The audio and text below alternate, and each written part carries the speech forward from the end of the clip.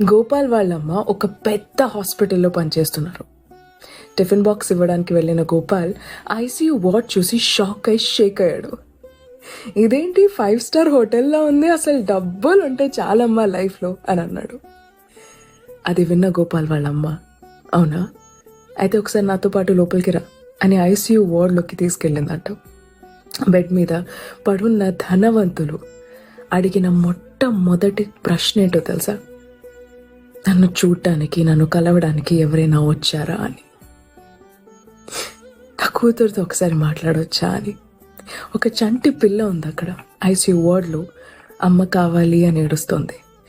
ఎంతో పర్ఫెక్ట్గా కుక్ చేసిన ఫుడ్ తీసుకుని వచ్చి పెడితే వద్దు మా అమ్మ పెట్టాలి అని ఏడుస్తుంది.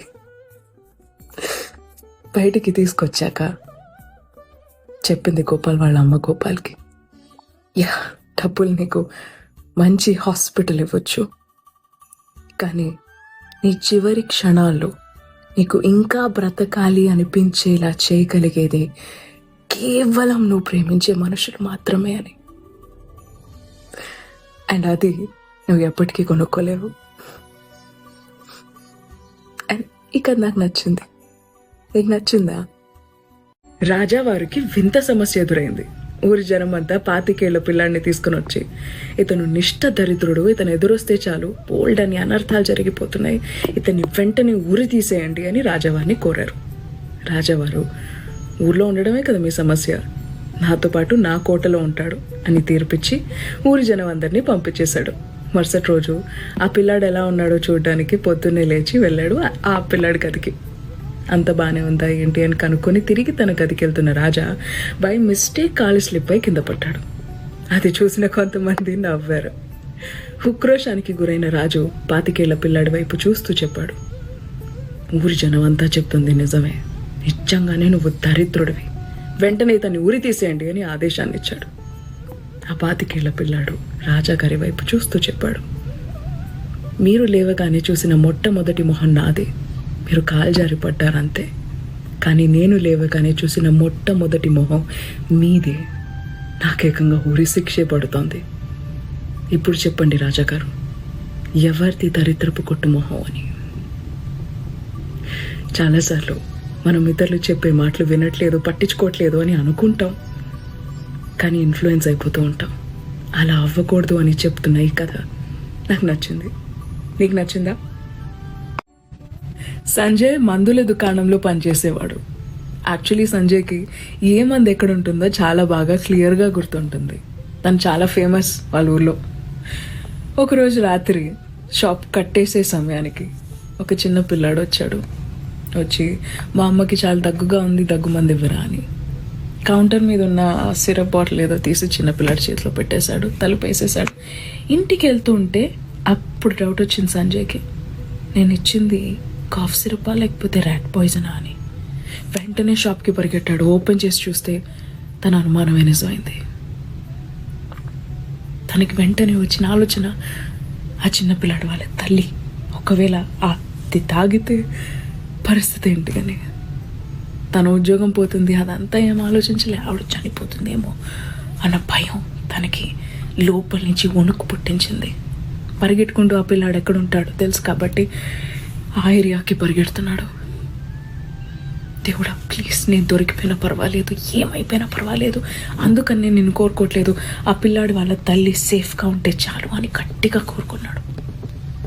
నడుస్తూ నడుస్తూ ఆ పిల్లాడు కింద పడ్డాడు. చేతిలో ఉన్న బాటిల్ కింద పడింది, పగిలిపోయింది. ఇంటెన్షన్ కరెక్ట్గా ఉన్నప్పుడు ఏం ప్రే చేసినా అది ఫలిస్తుంది. ఒకప్పుడు రాజుల పెయింటింగ్ వేయాలంటే ఆ పెయింటర్స్కి ఎంత భయం వేసేదో తెలుసా? ఎక్కడైనా తేడా జరిగితే అక్కడికక్కడే చంపేసేవారు. అలా జరుగుతున్న కాలంలో ఒక కన్ను లేని, ఒక కాలు లేని ఒక రాజావారు పెయింటర్స్ అందరినీ పిలిచారు అతని పెయింటింగ్ వేయమంటూ. పెయింటర్స్ చాలామంది ఒంట్లో బాగాలేదని రాలేదు. ఒకరిని లాక్కుని తీసుకొని వస్తే చేయ కట్ చేసేసుకొని, నా వల్ల కాదు రాజావారు, నన్ను వదిలేసేయండి అని బ్రతిమాలారు.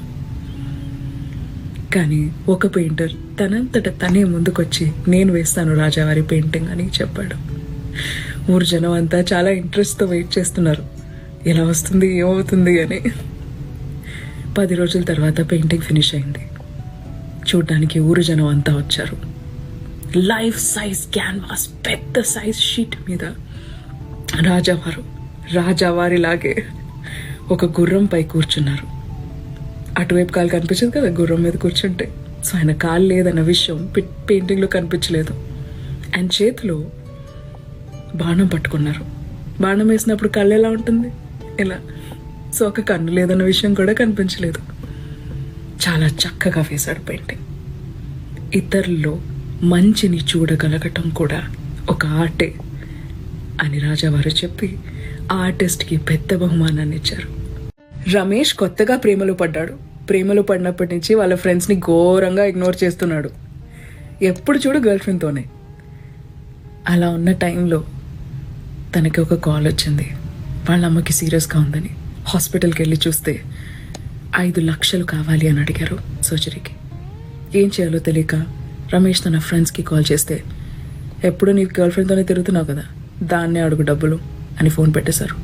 వేరే దారి లేక రమేష్ తన గర్ల్ ఫ్రెండ్కి కాల్ చేసి 5 లక్షలు కావాలి అని అడిగాడు.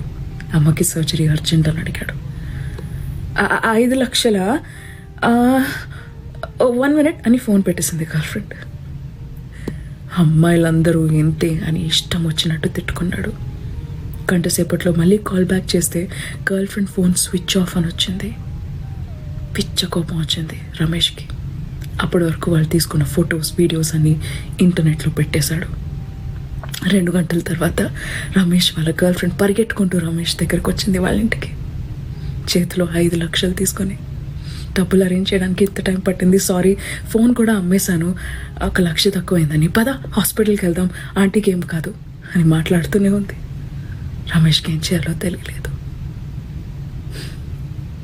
చిన్న కథ నచ్చిందా? అనగనగా ఒక ఊళ్ళో ఒక పిసినారోడు ఉండేవాడు. ఎంత పిసినారోడు అంటే ఎన్ని డబ్బులు సంపాదించినా చిన్న గుడిసె లాంటి ఇంట్లో ఉండేవాడు. బెడ్షీట్స్ కూడా మార్చేవాడు కాదు, అరిగిపోయే వరకు వాడేవాడు. ఉద్యోగానికి కూడా నలిగిపోయిన బట్టలు వేసుకుని వెళ్ళేవాడు, ఇస్త్రీకి డబ్బులు మిగిల్చాలని.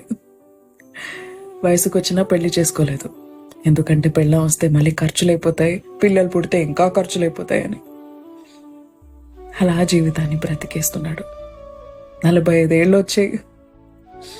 ఇంకా నేను రిటైర్ అయిపోతాను అని అనుకున్న సమయాన తన ఇంటి తలుపు తట్టి మరీ యమధర్మరాజు లోపలికి వచ్చాడు. ఈ సమయం అయిపోయింది పదా అని. అప్పుడే అయిపోయిందా? ఇప్పటివరకు నేను 1 కోటి రూపాయలు సంపాదించాను, ఈ డబ్బులు తీసుకుని నాకు కొంచెం ఆయుష్ ఇస్తారా అని అడిగాడు. యమధర్మరాజు గట్టిగా నవ్వాడు. కుదరదని చెప్పాడు. 1 క్షణం సమయం ఇవ్వండి అని ఒక పేపర్ తీసి ఒక చిన్న లెటర్ రాశాడు. ఈ డబ్బులు ఎవరికి దొరికితే వాళ్ళు, దయచేసి జీవితాన్ని బ్రతకడానికి వాడండి, చావులో ఇది దేనికి పనికిరాదు అని డబ్బుల మూటలో రాసి పడేసి బయటికి విసిరేశాడు. జీవితాన్ని బ్రతకండి, దాచుకోకండి. Nothing is forever. చిన్న కథ నచ్చిందా? 8 ఏళ్ల సోమేష్ వాళ్ళ అమ్మతో కలిసి బేకల్ కాయటానికి వెళ్ళాడు. వాళ్ళ అమ్మని అంత కష్టపడుతూ చూసి సోమేష్ వాళ్ళ అమ్మని అడిగాడు, అమ్మ మనకున్న కష్టాలన్నీ ఒకేసారి తీరిపోతే ఎంత బాగుంటుంది కదా అని. వాళ్ళమ్మ అవును, కాసేపు మేకలు కాయవా, నేను ఇప్పుడే వచ్చేస్తాను, అన్నింటినీ ఒకేసారి కూర్చోపెట్టేసే నాన్న అని చెప్పి వెళ్ళిపోయింది. సాయంత్రానికి కానీ తిరిగి రాలేదు. కష్టాలు పడుతున్నాడు అక్కడ సోమేష్ అన్నింటినీ కూర్చోపెట్టడానికి. సాయంత్రం వాళ్ళ అమ్మ తిరిగి వచ్చాక, కూర్చున్నాయి అన్ని మేకలు అని అడిగింది. అదేంటో అమ్మా, కొన్ని మేకల్ని కూర్చో అని చెప్పకముందే కూర్చుండిపోయాయి, కొన్ని మేకల్ని ఎంత కూర్చోపెట్టినా కూర్చోలేదు, కొన్ని మేకలు అమ్మయ్య కూర్చున్నాయి అనేసరికి మళ్ళీ అవి లేస్తున్నాయి అని చెప్పాడు. వాళ్ళమ్మ చెప్పింది, మన కష్టాలు కూడా ఈ మేకల్లాగే అని. కొన్ని ఏం చేయకుండానే సెట్ అయిపోతాయి, కొన్ని ఎంత చేసినా సెట్ అవ్వవు, కొన్ని సెట్ అయిపోయాయి అమ్మయ్య అనుకునే లోపు మళ్ళీ అదే రిపీట్ అవుతూ ఉంటుంది. సో అన్ని మేకల్ని ఒకేసారి కూర్చోపెట్టాలి అని పట్టుదల పెట్టుకోకు. కూర్చునేవి కూర్చుంటాయి, నీ పని నువ్వు చేసుకుంటూ పో. ఈరోజు మనకు కాయటానికి మేకలు ఉన్నాయి, ఇది చాలదా మనకి, 3 పూట్ల తింటున్నావు, ఇది చాలదా మనకి అని అడిగింది. చిన్న కథ నచ్చిందా? ఇంటర్వ్యూకి వెళ్తున్న కొడుక్కి వాళ్ళ నాన్న బాయ్ చెప్తూ, కంగ్రాచులేషన్స్ నాన్న, నీకు ఉద్యోగం ఆల్రెడీ వచ్చేసినట్టే, నువ్వు జస్ట్ ఇంటర్వ్యూ ఇవ్వాలంతే అని చెప్పారంట. ఇది విన్న పక్కింటి అంకుల్ వచ్చి అడిగారు, ఇంకా ఇంటర్వ్యూకి కదా వెళ్తున్నాడు, జస్ట్ ఆల్ ది బెస్ట్ చెప్తే సరిపోతుంది కదా, అప్పుడే కంగ్రాచులేషన్స్ ఎందుకండి అని. ఆ అబ్బాయి వాళ్ళ నాన్న చెప్పారు, మీరు ఎప్పుడైనా క్రికెట్ చూసారా అండి అని. ఎంతలా చూశాను అని అన్నారు. ఆ 11 పీపుల్ అసలు ఎంత ప్రాక్టీస్ చేస్తారో ఏంటో మనకి తెలియదు, కానీ మ్యాచ్ ఉందని తెలిస్తే పక్కూర్లో ఉన్నా సరే టికెట్ వేయించుకొని మరీ వెళ్ళి అక్కడ రూమ్ తీసుకొని మనం ఏ టీంకి అయితే సపోర్ట్ చేస్తున్నామో ఆ టీం టీషర్ట్ వేసుకొని ఆ టీం పెయింటింగ్ మన మొహం మీద వేసుకొని ఆ క్రికెటర్ సిక్సర్ కొట్టక ముందే వాడి పేరు గొంతు చించుకొని మరీ అరుస్తాం కదా. ఇక్కడ నా కొడుకు నా కంటి ముందు ఇంత కష్టపడుతున్నాడు, నాకు తెలిసి ఎంత కష్టపడుతున్నాడు. వాడు వెళ్ళింది స్టేడియంకి, వాడు 6 కొడతాడని నమ్మకం నాకుంది, అందుకే అరుస్తున్నాను వాడి కోసం. This is my cheering for him అని చెప్పారు. యూనో, మన వాళ్ళు మనం కొంచెం నమ్మకం చూపించుకుంటే చాలా బాగుంటుంది. చిన్న కథ నచ్చిందా? తరుణి చనిపోదామని డిసైడ్ అయింది. చేతిలో కత్తి పట్టుకుని కూర్చుంది. అదే సమయానికి వాళ్ళ నాన్న ఇంటికి వచ్చారు. అది చూసి షాక్ అయ్యారు. తరుణి చేతిలో ఉన్న కత్తి పడేసి ఏం మాట్లాడాలో తెలియక అక్కడే నించునుంది ఏడుపాపుకుని. వాళ్ళ నాన్న తన యూనివర్సిటీ నుంచి రిజెక్ట్ అయిన రిజెక్షన్ లెటర్ టేబుల్ మీద చూశారు. పద ఒక డ్రైవ్కి వెళ్ళొద్దామని కార్లో కూర్చోబెట్టారు. ఎక్కడికి వెళ్దామని అడిగారు. సరే ఆగు, నేనే నీ ఫేవరెట్ ఐస్ క్రీమ్ పార్లర్కి తీసుకెళ్తానని గూగుల్ మ్యాప్స్లో లొకేషన్ టైప్ చేశారు. వెళ్తున్నారు కార్లో. Pin drop silence.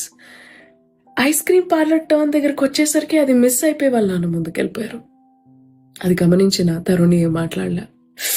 అయ్యో మిస్ అయిపోయాం ఇప్పుడు ఎలా అని మళ్ళీ గూగుల్ మ్యాప్స్ మీద ట్యాప్ చేస్తే అది రీడైరెక్ట్ చేసి ఎలా వెళ్ళాలో మళ్ళీ చూపించింది. మళ్ళీ అదే రిపీట్ అయింది. అక్కడ వరకు వెళ్ళారు బై మిస్టేక్, మళ్ళీ టర్న్ మిస్ అయిపోయారు, మళ్ళీ రీడైరెక్షన్ చూపించింది. ఇలా ఒక 2-3 సార్లు అయ్యేసరికి తరుణికి చిరాకేసి అరిచింది, ఏం నాన్న ఇది అని. ఇప్పుడు తరుణి వాళ్ళ నాన్న చెప్పారు, జీవితం గూగుల్ మ్యాప్స్ లాంటిదేమా, ఒకసారి మిస్ అయితే టర్న్ మళ్ళీ రీడైరెక్ట్ చేసుకొని వెళ్ళొచ్చు, మధ్యలోనే జర్నీ ఆపేయాల్సిన అవసరం లేదు, బండి తగలపెట్టేయాల్సిన అవసరం లేదు అని. చిన్న కథ నచ్చిందా? ఈ కథ నీ గురించి పూర్తిగా విను. అనగనగా ఒక అక్వేరియం షాప్ ఉండేదంట. ఆ అక్వేరియం షాప్లో కలర్ఫుల్ చేపలు ఉండేవంట. Orange, pink, blue, stripes, patterns. ప్రతిరోజు బోల్డ్ అంతమంది జనాలు వచ్చేవారు. చాలా బిజీ షాప్ అది. అన్ని రకాల చేపలు సేల్ అయ్యేవి. కానీ ఒక్క చేపని మాత్రం ఎవరూ కొనట్లేదు. ఆ చేప గ్రే కలర్లో ఉండేది, ఒక సపరేట్ ట్యాంక్లో. దాంతోపాటు మిగతా ఏ చేపలు ఉండేవి కాదు. చాలా బాధగా ఫీల్ అయ్యేది, నన్ను ఎవరు కొనుక్కోట్లేదు అని. నేను కలర్ఫుల్గా ఉండను, మేబీ అందుకే కొనుక్కోట్లేదని అలా తను హేట్ చేసుకునేది. ఒకరోజు ఇంకొక ఫిష్ ఆ ట్యాంక్లో వేశారు. పడిన కొత్త ఫిష్ చెప్పింది, ఎన్ని రోజులైందో వచ్చి? 6 months అయిందా? ఓకే, అయితే నేను కూడా ఇక్కడ చిల్కొట్టచ్చు, మనల్ని ఎలాగో ఎవరో కొనుక్కోరు కదా, ఇక్కడైతే పర్ఫెక్ట్గా మెయింటైన్ చేస్తారు, టైంకి ఫుడ్ పెడతారు, అది ఇది అని చెప్తుంది. వెయిట్ మనల్ని ఎందుకు ఎవరో కొనుక్కోరు అని అడిగింది.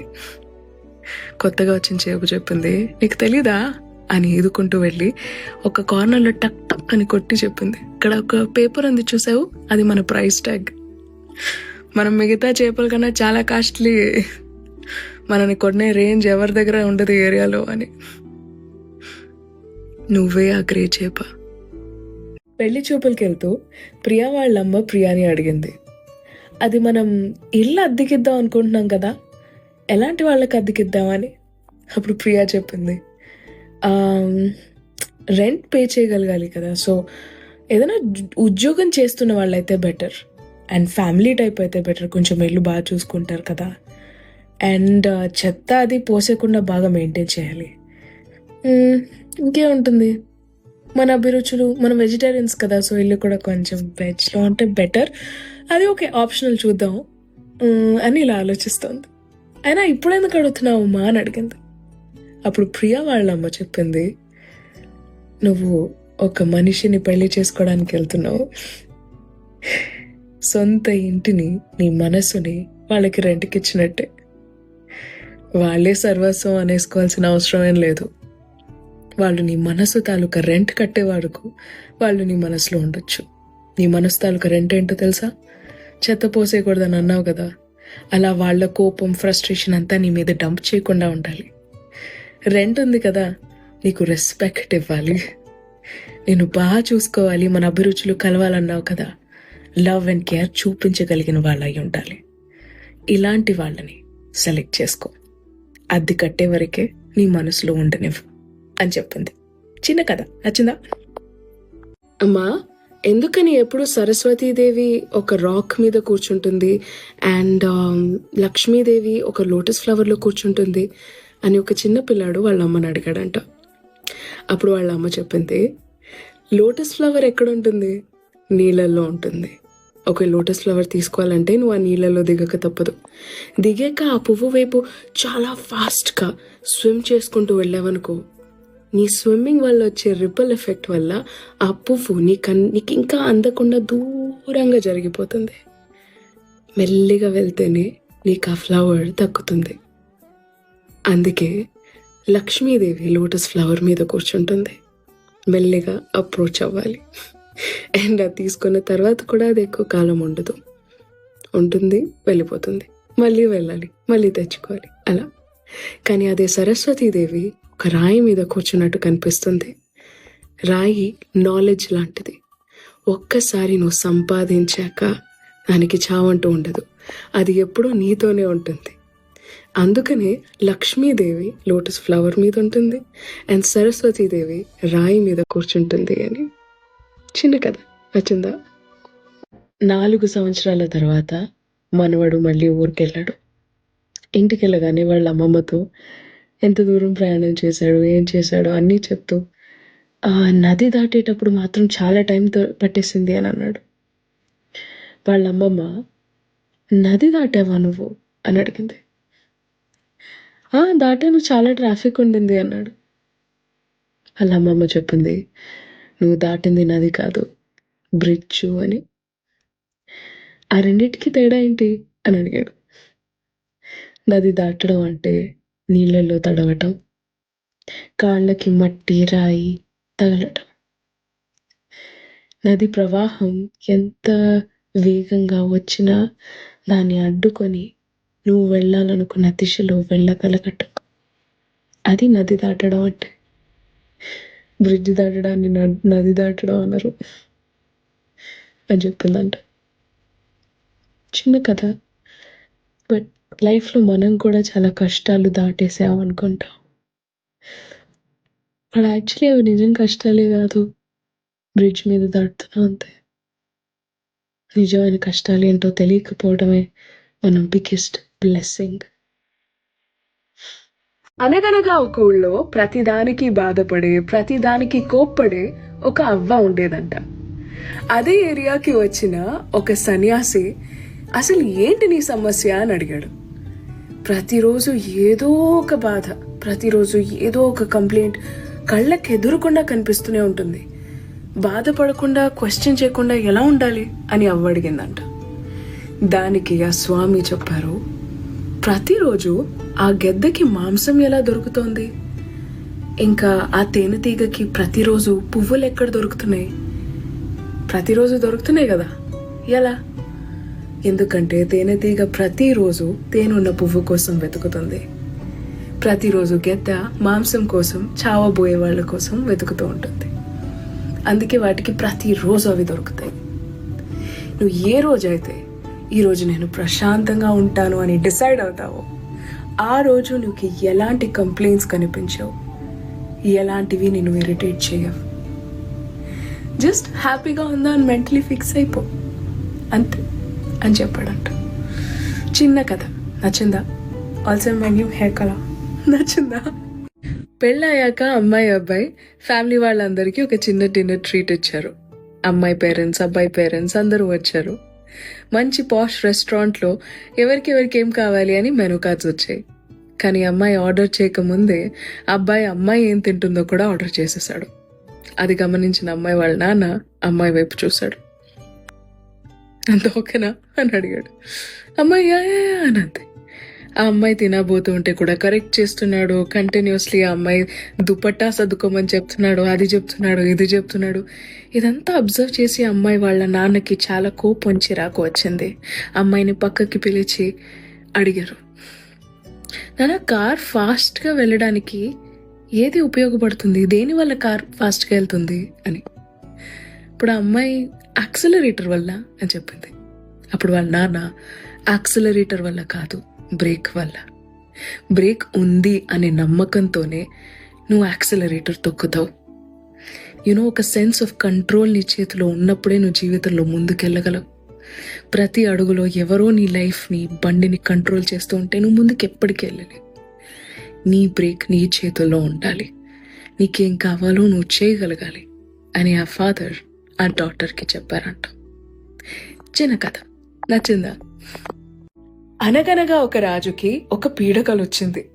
ఆ కలలో ఆయన పళ్ళన్నీ ఊడిపోయాయి, ముందున్న 2 పళ్ళు మాత్రమే మిగిలాయి. ఆ కళ చూసిన తర్వాత రాజుకు అస్సలు నిద్రపట్టలేదు. అసలు ఈ కళ తాలూకు అర్థం ఏంటి, ఇదేమైనా హిడెన్ మెసేజా అని అన్ని పుస్తకాలు చదివాడు, కానీ ఎందులోనూ సమాధానం లేదు. వెంటనే ఊర్లో ఉన్న మేధావులందరినీ పిలిచి నాకు ఇలా కళ వచ్చింది, దీని అర్థం ఏంటి అని అడిగాడు. అందులోంచి ఒక మేధావి నుంచుని, ఈ కళ తాలూకు అర్థం ఏంటంటే మీ కుటుంబంలో ఉన్న వాళ్ళందరూ చచ్చిపోతారు, మీరు మాత్రమే ఒంటరిగా మిగిలిపోతారు అనేదే ఈ కళ తాలూకు అర్థం అని చెప్పాడు. రాజునయ్యుండి నేను నా కుటుంబాన్ని కాపాడుకోలేనని చెప్తున్నావా, వెంటనే ఇతన్ని జైల్లో వేసేయండి అని ఆదేశాన్ని ఇచ్చాడు. కాసేపటి తర్వాత ఇంకొక మేధావి నుంచుని ఈ కళ తాలూకు అర్థం నాకు తెలుసు అన్నాడు. సరే చెప్పు అని అన్నారు రాజుగారు. వెంటనే అతను ఏం చెప్పాడో తెలుసా, మీ కుటుంబంలో ఉన్న వాళ్ళందరికన్నా నీకే ఎక్కువ ఆయుష్ ఉంటుంది. ఆ సూర్యుడిలాగా ఆ చంద్రుడిలాగా ఈ దేశానికి పరిపాలించేది మీరు ఒక్కరే. మీరు ఒంటరిగా ఉన్నా ఏదైనా సాధించగలరు అని చెప్పాడు. ఇది విని రాజుకి చాలా నచ్చి బహుమానం కూడా ఇచ్చాడు. అక్కడి నుంచి వెళ్తూ వెళ్తూ జైల్లో పడేసిన మేధావితో ఈ మేధావి చెప్పాడు, నీకేం చెప్పాలో తెలుసు కానీ ఎలా చెప్పాలో తెలియదు, అలాంటప్పుడు ఏం చెప్పకుండా ఉండడమే మంచిది అని. చిన్న కథ నచ్చిందా? రోడ్డు మీద పెద్ద పెద్ద రాళ్లున్నా మంచి చెప్పులు వేసుకుంటే నొప్పి తెలియకుండా నడిచేయచ్చు. కానీ అదే చెప్పులు ఒక చిన్న రాయి ఉన్నా 2 అడుగులు కూడా కంఫర్టబుల్గా వేయలేవు. అందుకే ముందు రోడ్ క్లీన్ చేద్దామని పెట్టుకోకు, మంచి రోడ్ ఉండాలి అని కోరుకోకు, మంచి చెప్పులు వేసుకోచాడు అని సోమేష్ వాళ్ళ అమ్మ సోమేష్కి చెప్పింది. కానీ సోమేష్కి అర్థం కాలేదు యాక్చువల్లీ దీని తాత్పర్యం ఏంటో. నీకు అర్థమైందా? కామెంట్లో చెప్పు. కుందేలు తాబేలు కథ తెలియని వాళ్ళు ఎవరు ఉంటారు? కుందేలు తాబేలు రేస్ పెట్టుకుంటారు, కుందేలు అహంకారానికి పోయి పడుకుంటుంది, తాబేలు మెల్లిగా వెళ్తూ విన్ అయిపోతుంది. ఇక్కడి వరకే కథ తెలుసు అందరికి. దీని తర్వాత ఏమవుతుందో తెలుసా? కుందేలు తను చేసిన తప్పు తను తెలుసుకొని తాబేలును వచ్చి ఇంకొకసారి రేస్ పెట్టుకుందాం అని అడుగుతుంది. తాబేలు సరే అంటుంది. ఈసారి కుందేలు చాలా ఫాస్ట్గా పరిగెట్టి విన్ అయిపోతుంది. దీన్ని బట్టి ఏం తెలుసుకోవాలి? ఒకసారి చేసిన మిస్టేక్ ఇంకొకసారి రిపీట్ చేయకూడదు అని తెలుస్తుంది. ఒక్కసారి కుందేలు విన్ అయిపోయాక ఇంకా తాబేలు ఊరుకుంటుందా? సరే ఈసారి ఇంకొక రేస్ పెట్టుకుందాం, కానీ రూట్ ఏంటో నేను డిసైడ్ చేస్తానన్నట్టుంది. మంచి నీటి ప్రవాహం ఉన్న చోట ఆ రేస్ని పెడుతుంది. అండ్ కుందేలుకి ఎలాగో స్విమ్మింగ్ రాదు కదా, సో తాబేలే గెలిచేస్తుంది. దీన్ని బట్టి ఏమర్థమవుతుంది? స్ట్రాటజీ ప్రాపర్గా ఉంటే ఎంత టఫ్ కాంపిటీషన్లో అయినా మనం గెలవచ్చు అని అర్థమవుతుంది. కాసేపు పోయాక ఇద్దరు గెలిచేశారు కదా, సరే ఓ పని చేద్దాం, ఈ రేస్ ఇద్దరం కలిసి ఫినిష్ చేద్దాం అని అనుకుంటారు. నేల మీద ఉన్నంతసేపు కుందేలు తాబేలుని ఎత్తుకుని పరిగెడుతుంది, నీటిలో ఉన్నంతసేపు తాబేలు మీద కుందేలుండి నీటి ప్రవాహం దాటేస్తారు, ఇద్దరూ గెలిచిపోతారు. దీన్ని బట్టి ఏం తెలుస్తుంది? ఒకవేళ మన స్నేహితులు మన తోడిస్తే అందరం గెలిచేయచ్చు అని అర్థమవుతుంది. Choose your friends wisely. We'll all win together at the end. దగ్గరగా ఉన్న నా మీద కొంచెం కూడా ప్రేమ చూపించడు, కానీ దూరంగా ఉన్న వాళ్ళ మీద బోల్డంత ప్రేమ, అభిమానం, గౌరవం. వాళ్ళలో ఉన్నదేంటి, నాలో లేనిదేంటి అని ఒక అమ్మాయి తన బెస్ట్ ఫ్రెండ్ని అడిగింది తన బాయ్ ఫ్రెండ్ గురించి మాట్లాడుతూ. అప్పుడు అమ్మాయి చెప్పింది, ఆ బెస్ట్ ఫ్రెండ్ సంవత్సరానికి ఒక్కసారి గంగా నది దగ్గరికి వెళ్ళి అక్కడ ఒక డుబ్కి తీసుకొని, ఈ నీళ్లు చాలా పవిత్రమైన నీళ్లు, నేను చేసిన పాపాలన్నీ కడిగేస్తాయి అని నమ్మే జనాలు మనం. ప్రతిరోజు మన ధూళి, మన మట్టిని మన నుంచి దూరం చేసి మనల్ని శుభ్రంగా ఉంచే ట్యాప్ వాటర్ని ఎప్పుడైనా మనం పవిత్రమైన నీరు అని పిలిచాం? అవి నీళ్ళే, ఇవి నీళ్ళే. లేదు కదా. ట్యాప్ వాటర్ లేకపోతే బ్రతకగలమా? స్నానం ప్రతిరోజు చేయకపోతే శుభ్రంగా ఉండగలమా? ఎన్ని రోగాలు వస్తాయి. కానీ దీన్ని ఎప్పటికీ మనం పవిత్రమైన నీటిలా చూడలేం. నీ బాయ్ ఫ్రెండ్ కూడా అంతే. వాడిని కరెక్ట్ కాదు అని తన బెస్ట్ ఫ్రెండ్ చెప్పింది. కరెక్ట్ గానే చెప్పిందంటారా? Let me know in the comments. ఇది ఒక వెరీ ఇంపార్టెంట్ స్టోరీ. మైండ్ సెట్ని షిఫ్ట్ చేయగలిగేంత పవర్ ఉన్న కథ. ఒక అతను షాప్ కీపర్గా వర్క్ చేస్తున్నారు, చెప్పుల దుకాణం. వచ్చిన వాళ్ళందరికీ చెప్పులు అమ్మేవాడు ఆబ్వియస్లీ, కానీ ఆయనదే సేల్స్ మ్యాక్సిమం అయ్యేది. ఎలా అయినా ఒక్క రోజులో 100 చెప్పులు అమ్ముతున్నాడో అని అందరికీ ఆశ్చర్యం వేసింది. అబ్జర్వ్ చేస్తే తెలిసిన విషయం ఏంటంటే, అతను వచ్చిన వాళ్ళని ఆ షూ, ఈ షూ, ఈ షూ, ఆ షూ అని అడిగినప్పుడు వాళ్ళు ఏమడిగితే అది తెచ్చి వాళ్ళు 3-4 ఆప్షన్స్లో పెట్టుకుంటారు కదా లాస్ట్కి. ఆ లాస్ట్ స్టేజ్ వచ్చేసరికి, సార్ వీటిల్లోంచి నేను ఏమేం తీసేయను అని అడుగుతున్నాడు. మిగతా సేల్స్ మ్యాన్ వీటిల్లో మీరేం తీసుకుంటారు అని అడిగితే, ఈయన మాత్రం ఇక్కడి నుంచి ఏంటేంటి నేను తీసేయను అని అడుగుతున్నాడు. సో కస్టమర్కి అయ్యో ఇవన్నీ తీసేస్తే మళ్ళీ నేను వీటిని కోల్పోతానేమో అనే ఫీలింగ్ తెలియకుండానే వస్తుంది. దానివల్ల ఓకే ఆ 3 తీసేసుకుందాం, తీసేయండి, సింపుల్ as దాట్. ఏదైనా కోల్పోతాము అని అన్నప్పుడే దాని మీద తీపి ఎక్కువ ఉంటుంది. చిన్న కథ నచ్చిందా? ఎప్పుడు మాట్లాడదాం అనుకున్నా పారిపోతావు ఎందుకురా, ఉండు కాసేపు మాట్లాడు అని అమ్మ కొడుకుని తిడుతోందంట. కొడుకు, అమ్మ దోమలు కుడుతున్నాయమ్మా, అందుకే నడుస్తున్నాను అటు ఇటు అని అన్నాడు. కొడుకు చెప్పింది అమ్మకు అర్థం కాలే, కానీ నాకు అర్థమైంది. ఎవరితో నేను మాట్లాడినప్పుడు దోమలు కుట్టినట్టు అనిపించకూడదు, యూనో. అప్పుడు అక్కడి నుంచి పారిపోవాలనిపిస్తుంది, ఆర్ అట్లీస్ట్ వాకౌట్ చేయాలనిపిస్తుంది. ఎప్పుడు తిడుతూనే ఉంటే, ఎప్పుడు ఏదో ఒక చిన్న పాయింట్ పట్టుకొని కంటిన్యూస్లీ ఏదో ఒక మాట అంటూ ఉంటే ఎదుర్కొండాలనిపిస్తుంది.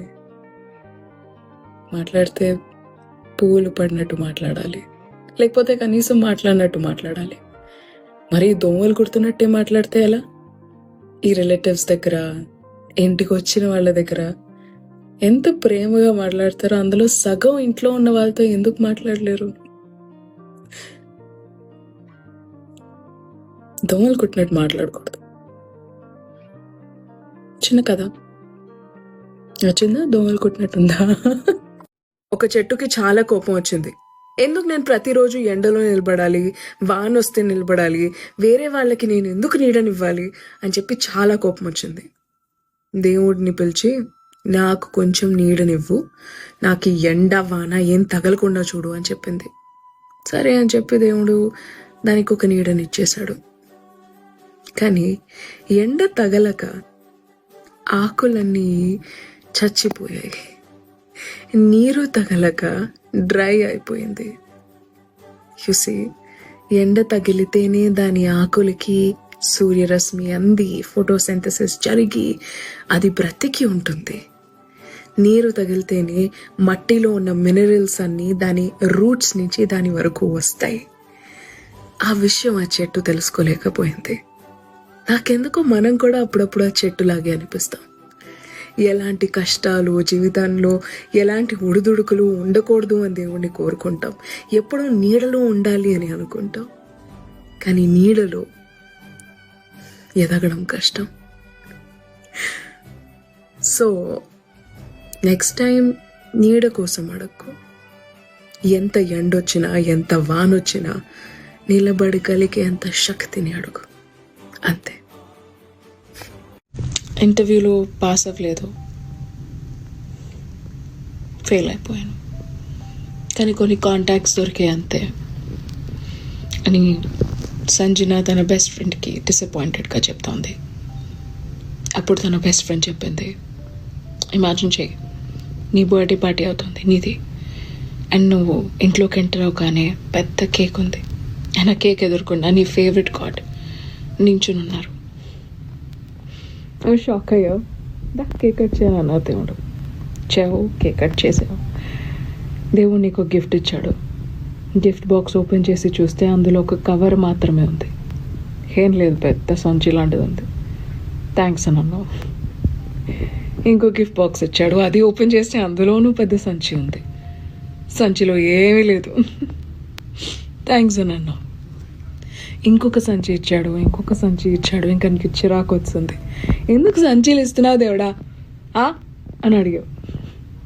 అప్పుడు దేవుడు ఒక డోర్ ఓపెన్ చేశాడు. చూస్తే ఆ డోర్లో బోల్డ్ అంత గోల్డ్, డైమండ్స్, డబ్బులు ఉన్నాయి. ఈ సంచులు ఇచ్చింది అవన్నీ ఇందులో వేసుకోవడానికి అని అన్నాడు. చూసి ఇప్పుడు ఒకవేళ కష్టమైన టైం నడుస్తూ ఉంటే నీ దగ్గర సంచీలు వస్తున్నట్టు అర్థం. కిందటి సంవత్సరం ఇదే టైంకి ఎంత దరిద్రంలో ఉన్నానో, ఈ సంవత్సరం బాగుంది, వచ్చే సంవత్సరం మళ్ళీ ఎలా ఉంటుందో అని భయం వేస్తోంది అని రాము తన భార్యతో చెప్పాడు. తను చెప్పింది చూడండి, వినండి, జరిగిన గతాన్ని మార్చే అని డబ్బులు ఈ ప్రపంచంలోనే ఎవరి దగ్గర లేవు, కానీ జరగబోయే దాన్ని మార్చలేనంత పేదరికంలో కూడా ఈ ప్రపంచంలో ఎవరూ లేరు అని. రేపటి గురించి దిగులు పడకుండా ఈరోజు సంతోషంగా ఉందామా అని అడిగింది. బాడిందా? Let me know in the comments. ఓయ్, నా విలువెంతో చెప్పు అని గర్ల్ ఫ్రెండ్ బాయ్ ఫ్రెండ్ని అడిగిందంట. బాయ్ ఫ్రెండ్ ఒక నిమిషం ఆలోచించి, నీ విలువ 1116 అని అన్నాడంట. అది వినగానే అమ్మాయికి చాలా కోపం వచ్చింది. అంతేనా, 1116? అప్పుడు అబ్బాయి తన జేబులో ఉన్న 1116 తీసి చూపించి చెప్పాడు, మా అమ్మ ఎప్పుడో మొక్కుకుంది, తిరుపతి హుండీలో 1116 వేస్తాను, ఒకవేళ నా కొడుక్కి అద్భుతమైన అమ్మాయి దొరికితే, నాకు మంచి కోడలు దొరికితే, నిన్ను చూశాక మా అమ్మ ఈ 1116 నాకు ఇచ్చేసింది హుండీలో వేయమని. ఇది జేబులో పెట్టుకున్నప్పటి నుంచి నువ్వు నాకు దొరకటం ఎంత పెద్ద అదృష్టమో అనేది ఆలోచిస్తూనే ఉన్నాను. సో ఈ 1116 విలువ 1116 కాదు, మా అమ్మ తాలూకా 30 ఏళ్ల నుంచి కంటున్న ఒక కళ, నన్ను కన్నప్పటి నుంచి కంటున్న ఒక కళ, అది దీని విలువ అని. చిన్న కథ నచ్చిందా? రోడ్ సైడ్ లో కొంతమంది పిల్లలు ట్రైన్ గేమ్ ఆడుకుంటున్నారు. ఒక పిల్లాడేమో ఇంజిన్, మిగతా పిల్లలందరూ భోగీలు. ఒకళ్ళ చొక్కాలు ఇంకోళ్ళు పట్టుకొని చిక్ చిక్ చిక్ చిక్ అని ఆడుకుంటున్నారు. ప్రతిరోజు ఇంజిన్ గా వస్తున్న అబ్బాయి మారుతున్నాడు, భోగిలో ఉన్న పిల్లలు మారుతున్నారు, కానీ గార్డ్ గా యాక్ట్ చేసే అబ్బాయి ప్రతిరోజు ఒక అబ్బాయే, చిన్న నిక్కర్ వేసుకుని చేతిలో ఒక గ్రీన్ కర్చీఫ్ పెట్టుకుని ఓకే గో అని చెప్పి ఆడుకుంటున్నాడు. ఇది అబ్జర్వ్ చేసిన సరిత ఒకరోజు సాయంత్రం కిందకెళ్ళి ఆ గార్డ్ గా వేస్తున్న పిల్లాడిని పక్కకి పిలిచి అడిగింది, నువ్వెందుకు ప్రతిరోజు గాడ్గానే చేస్తున్నావు? నువ్వు ఇంజిన్ ఆర్ భోగి అవ్వాలని నీకు అనిపించదా అని. అప్పుడు ఆ చిన్నపిల్లడు చెప్పాడు, మా అమ్మ నాన్న దగ్గర నాకు షర్ట్ కొని అని డబ్బులు లేవు. వాళ్ళు ఆడుకునేటప్పుడు షర్ట్లు పట్టుకుంటారు కదా, నా దగ్గర చొక్కా లేదు అని అన్నాడు. సరే నేను వెళ్ళి ఆడుకుంటాను ఆంటీ, బాయ్ అని చెప్పి మళ్ళీ పరిగెట్టుకుంటూ వెళ్ళిపోయాడు. అది చూస్తున్న సరితకి ఒక గొప్ప విషయం అర్థమైంది. కావాలంటే ఆ పిల్లాడు ఏడుస్తూ ఇంట్లో కూర్చుని, అమ్మ నాన్న మీరు నాకు ఒక చొక్కా కూడా కొనలేరా అని చెప్పి తిట్టుకుంటూ బ్రతికేవచ్చు.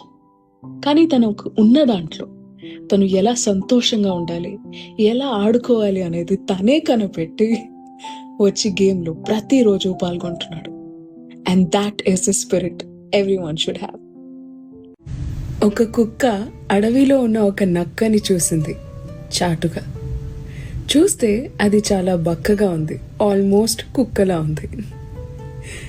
కానీ ప్రతిరోజు సింహం తను వేటాడిన దాంట్లో కొంచెం భాగం తీసుకుని వచ్చి ఆ నక్కకిస్తుంది తినడానికి. ఏంటిది, సింహం పూర్తిగా తినకుండా నక్కకిస్తోంది అని ఆ మరుసటి రోజు, మళ్ళీ దాని మరుసటి రోజు కుక్క వచ్చింది చూడ్డానికి.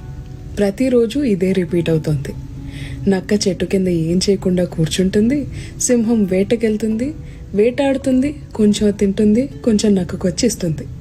కుక్క అనుకుంది, అరే నేను కూడా నక్కలాగే ఉన్నా కదా, నేను వెళ్ళి అక్కడ కూర్చుంటా, నాకు కూడా ఏదో ఒకటి ఆ జంగల్లో దొరికేస్తుంది అని వెళ్ళి అక్కడికి వెళ్ళి కూర్చుంది నక్కలాగే.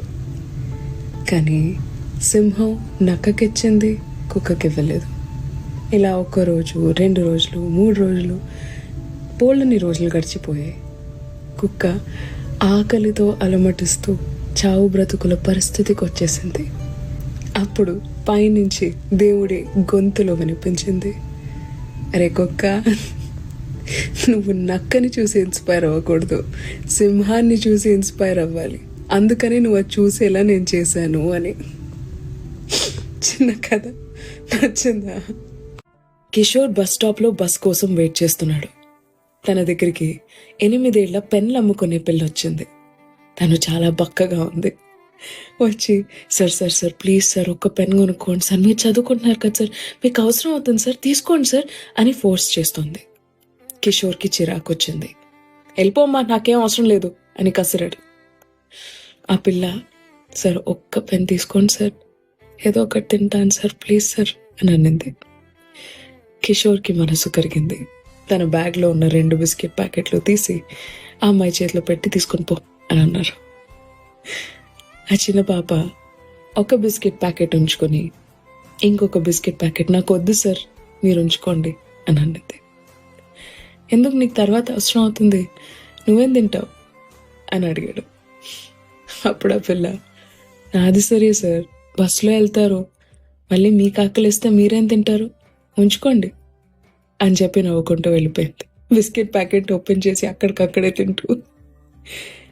కిషోర్కి అర్థమైంది ఆకలి అంటే ఏంటో ఆకలిలో బ్రతికే వాళ్ళకి ఎక్కువ తెలుస్తుంది. నేను ఎక్కువగా ఎవరితోని మాట్లాడను కదా, అందుకే నన్ను ఎవరూ న్యూ ఇయర్ పార్టీకి పిలవలేదు అని శుభాంగి వాళ్ళ అమ్మతో చెప్పింది బాధగా.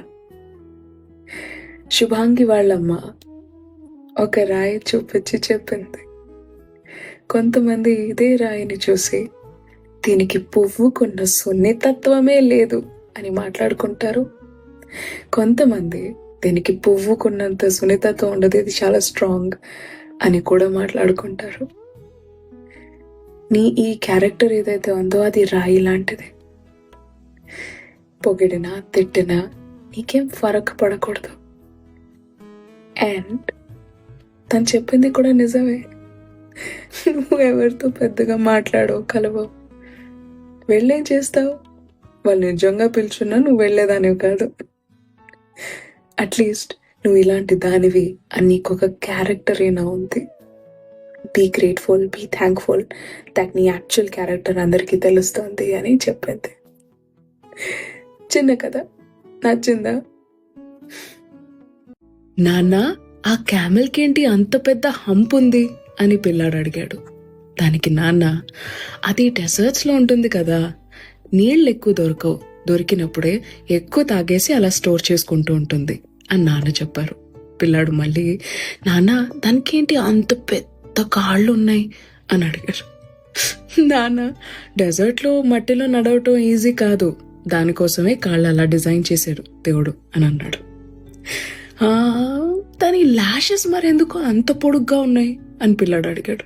దానికి నాన్న, మట్టి కాళ్ళ వరకే ఉంటుందా ఏంటి, కంటి వరకు వస్తుంది కదా, కంట్లో పడకుండా పెద్ద పెద్ద ల్యాషెస్ దేవుడు డిజైన్ చేశాడు అని నాన్న చెప్పారు. అప్పుడు పిల్లాడు అడిగాడు, అదంతా సరే నాన్న, మరి ఎందుకని ఈ క్యామెల్ డెజర్ట్లో ఉండకుండా ఈ జూలో ఉంది అని అడిగాడు. దానికి నాన్న దగ్గర సమాధానం లేదు. చూసి, దేవుడు ప్రతి ఒక్క జీవిని అది ఉండాల్సిన చోట ఎలా ఉండాలో దానికి సరిపడా అన్నీ ఇచ్చి మరీ పంపించాడు. నీతో సహా ఈ సొసైటీలో నువ్వు బ్రతకడానికి నీకు కావాల్సిన స్కిల్స్ అన్నీ నీకున్నాయి. జూలో కూర్చోకు, సరేనా? కొంచెం తప్పుకుంటావా, నేను తన పక్కన కూర్చుంటాను అని ఎవరైనా నిన్ను ఎప్పుడైనా పక్కకి జరుగు అని అడిగారా? అప్పుడెప్పుడైనా అనిపించిందా, ఒకళ్ళు నా పక్కనే కూర్చుంటాను అని చెప్తే ఎంత బాగుంటుందో అని? ద ఫీలింగ్ ఎవరైనా నిన్ను చూస్ చేసినప్పుడు, మిగతా వాళ్ళందరినీ వదిలేసి నీ పక్కనే కూర్చుంటాను అన్నప్పుడు, బయటకి ఎక్కడైనా వెళ్ళినప్పుడు ఎవరో తెలియని చంటి పాప ఇలా కూర్చాను అన్నప్పుడు తను నీకు మాత్రమే రెస్పాండ్ అయితే వచ్చే ఆ ఫీలింగ్ ఎలా ఉంటుందో నీకు తెలుసా? ఆల్మోస్ట్ ఏంజల్ టైప్స్ ఫీలింగ్ ఉంటుంది. సమ్హౌ మిగతా వాళ్ళంత ఇంపార్టెంట్ కాదు మన లైఫ్లో అని అనుకుంటాం, కానీ తెలుసో తెలియకో మిగతా వాళ్ళు మనకెంత వాల్యూ ఇస్తారో దాన్ని బట్టే మనం మన వాల్యూ ఉంటుంది అనుకుంటాం. ఎంత కాదన్నా ఇట్ ఎఫెక్ట్స్. సో నీ చుట్టూ నిన్ను చూస్ చేసుకునే వాళ్ళు మాత్రమే ఉండాలి, నీ క్లోజెస్ట్ సర్కిల్. ప్రతిసారి నీకు హ్యాపీగా రెస్పాండ్ అయ్యే వాళ్ళు ఉండాలి. Make sure you are surrounded by people who actually love you.